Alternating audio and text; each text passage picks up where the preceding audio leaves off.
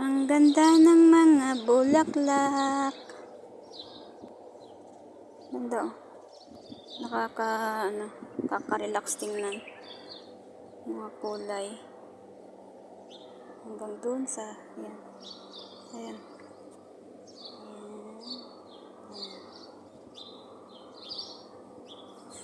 Dito. Siya.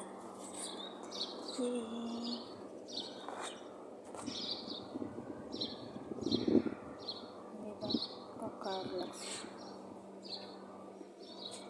Tapos dito nag-iisa. Solo sila. Ito pa siya. Ito. Ganda ng mga ano. Tapos yun yung mga kalachuchi.